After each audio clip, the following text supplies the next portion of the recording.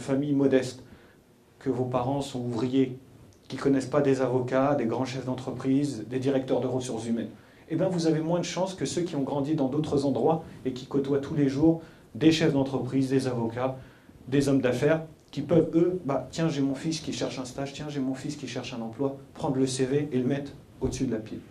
Donc le réseau est quelque chose d'extrêmement important.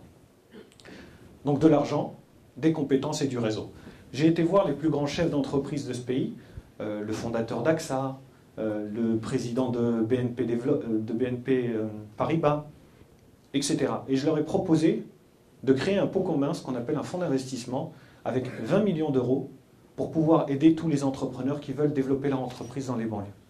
Alors vous allez dire, mais il nous vend la création d'entreprise, il est libéral, il vient nous dire que tout le monde peut être chef d'entreprise, c'est pas ce que je dis. Tout le monde ne peut pas ou ne doit pas être chef d'entreprise. Mais il faut que ceux qui, peut-être parmi vous, ont envie de le faire, puissent y accéder. C'est ça l'égalité des chances. Que ceux qui veulent aller dans le monde de l'entreprise en étant salariés puissent le faire, et le faire avec les mêmes chances que les autres. Que ceux qui veulent aller dans la fonction publique, et c'est très bien dans l'administration, puissent le faire en ayant le choix. Mais que ceux aussi qui veulent créer leur entreprise, reprendre une entreprise, puissent le faire avec les mêmes chances que les autres. Ça, c'est mon premier combat. Le deuxième combat, c'est celui de dire qu'aujourd'hui, dans les quartiers, dans nos banlieues, il y a deux choses qui manquent et sur lesquelles il faut travailler. Le premier, c'est l'éducation. Il faut qu'on arrive à avoir une éducation de meilleure qualité, parce que c'est par là qu'on change une vie. Et deuxièmement, ça, malheureusement, c'est pas moi qui vais travailler sur le sujet, si ce n'est à répéter que c'est quelque chose d'important. Mais deuxièmement, c'est l'emploi. Et l'emploi, il n'y a pas 36 manières de faire. C'est soit on aide des gens à créer leur entreprise, soit on aide des entreprises qui existent déjà à se développer, soit on contribue à faire venir des entreprises dans ces banlieues, dans ces quartiers, pour qu'elles s'y installent, pour qu'elles créent de l'emploi. Je mets de côté la création d'emplois dans la fonction publique, qui est une autre affaire un peu plus compliquée, puisque aujourd'hui, il n'y a plus beaucoup de sous dans les caisses de l'État. Donc voilà un petit peu mon combat. J'ai par ailleurs écrit un livre, enfin deux.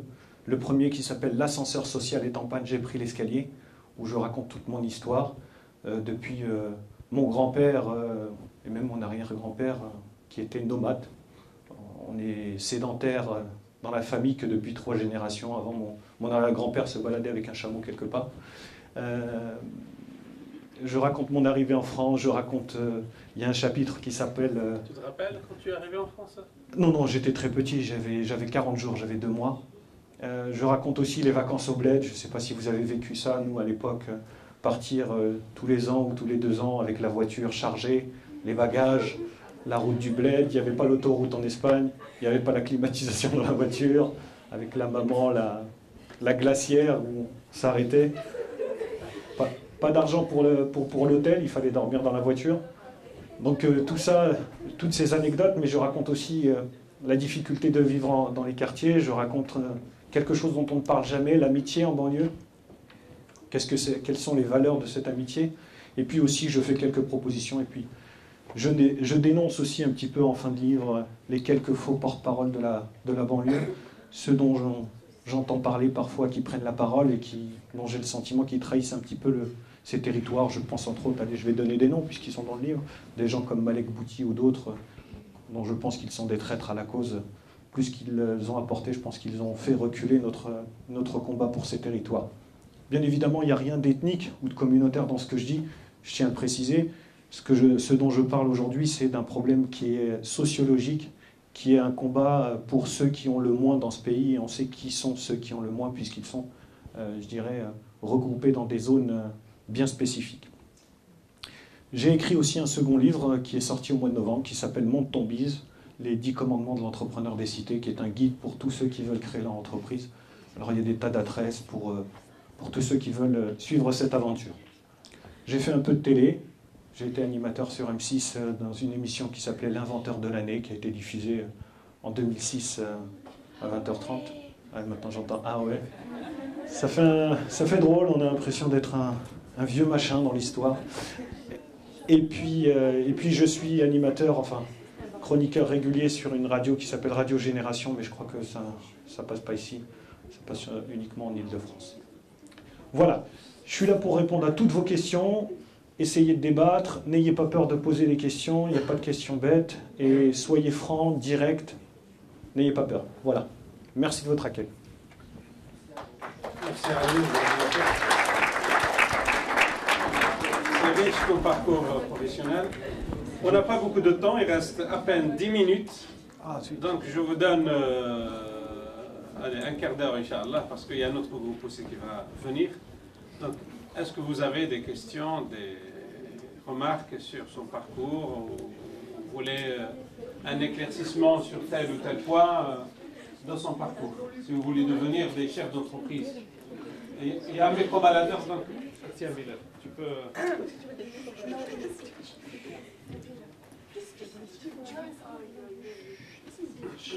Allez-y, allez-y.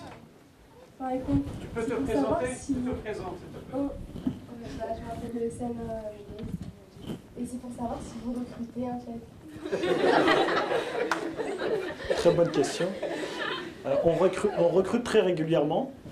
On recrute des stagiaires, on recrute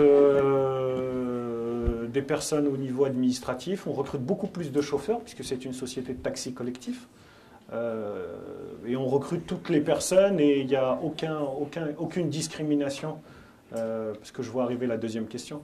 Il n'y a aucune discrimination, quelle que soit la longueur du poil ou la surface du morceau de tissu qui peut recouvrir la tête d'une jeune fille, peu importe, pourvu que les compétences soient là.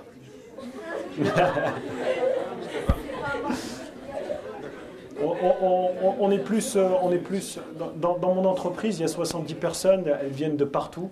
Je ne cherche pas à faire de mon entreprise un terrain de revanche sociale. C'est surtout la compétence qu'on regarde quand on recrute. Peu importe le sexe, l'âge, ce sont des choses qui sont pas importantes pour moi. Voilà. C'est quoi la taille de votre entreprise? On a 70 personnes maintenant, essentiellement localisées en Île-de-France.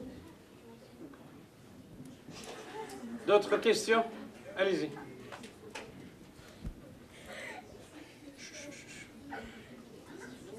Échange, pas vraiment.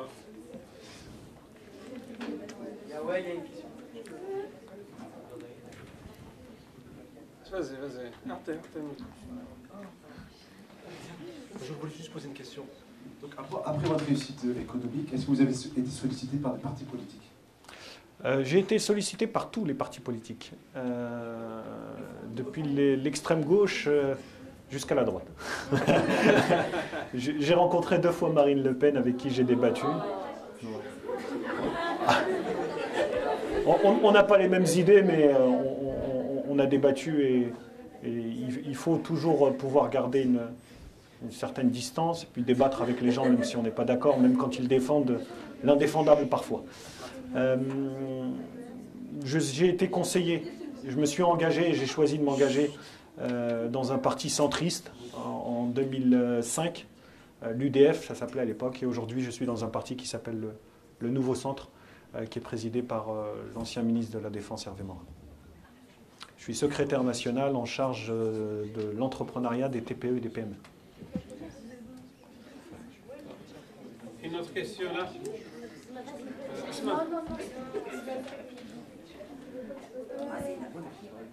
Le micro.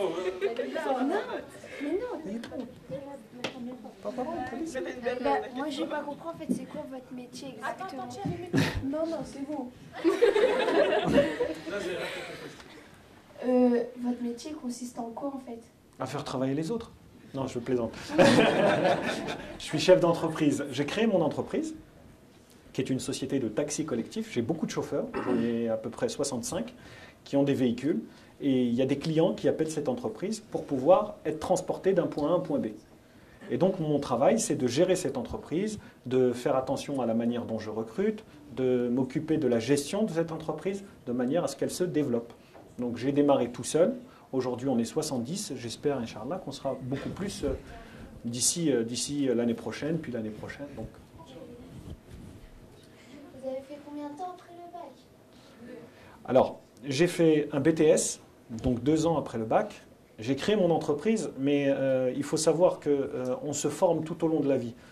Moi, avec mon entreprise, j'ai vu que un BTS n'était pas suffisant, donc je suis retourné à l'école tout en étant chef d'entreprise. J'ai été faire une formation dans une école qui s'appelle HEC, qui est une école de commerce, j'ai fait 1 an. Puis, 2 ans après, je suis retourné dans une autre école de commerce qui s'appelle l'ESSEC, où j'ai fait un master, que je n'ai pas validé, mais j'ai suivi les 2 ans. Donc voilà, et je pense que l'année prochaine, je vais encore retourner à l'école dans une formation spécifique, parce qu'on a besoin constamment de continuer à apprendre. À côté. Est-ce que tu as compris Est-ce que vous avez compris mon métier? Vous avez dit que vous avez travaillé dans 2 entreprises. Vous avez fait quoi dans les entreprises en fait? Alors, dans une entreprise, celle qui était le poste dans le grand groupe, qui était une filiale de la Poste, je m'occupais d'un réseau national de transport routier de marchandises. Des camions qui transportent des colis. Il fallait faire en sorte, sur toute la France, que les colis arrivent à l'heure. Et dans la petite entreprise, j'étais directeur technique. Je m'occupais de faire appliquer la loi concernant les temps de conduite et les temps de repos des poids lourds, des chauffeurs poids lourds. Parce qu'il y a une loi, il y a une législation très particulière sur les temps de conduite et de repos. On ne peut pas faire travailler un chauffeur comme on veut. Donc je m'occupais de ça. Donc je faisais les deux. Voilà. Marco, je voulais savoir comment vous avez fait pour développer votre entreprise. Comment j'ai fait?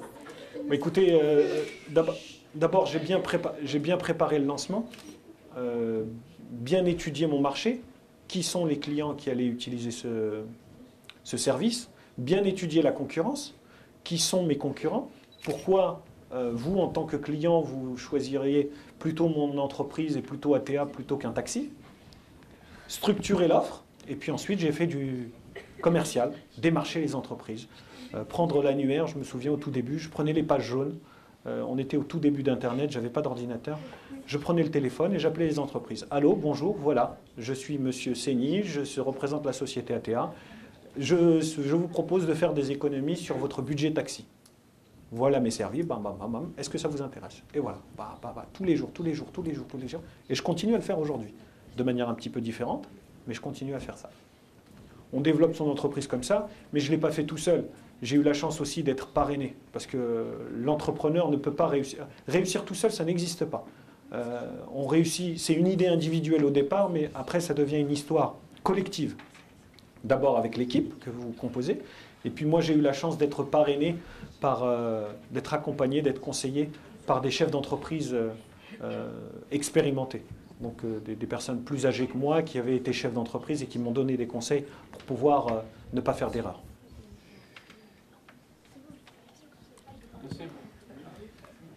Salam. Je voulais revenir à des préoccupations plus générales. Je suis le professeur de français ici, donc je vous félicite pour votre réussite économique. Mais moi, ce qui m'intéresse, et je vous en félicite, c'est la qualité de votre langue. Et ce qui me préoccupe pour les élèves, l'acquisition de la langue, je veux dire orale et écrite, et Tariq Ramadan en parle également souvent. Je voulais vous demander quels conseils vous pourriez donner, parce que quand c'est les professeurs, ça marche moins bien. Quels conseils vous pourriez leur donner, montrer en quoi l'acquisition de la langue, aussi bien l'expression orale que l'expression écrite, je m'engage à la juger s'agissant de votre livre, qui pourrait effectivement faire en sorte qu'ils progressent tous, puisque c'est ma préoccupation dans ce domaine. Merci. Alors la première des choses, c'est que rien n'est jamais perdu. Et Dieu sait que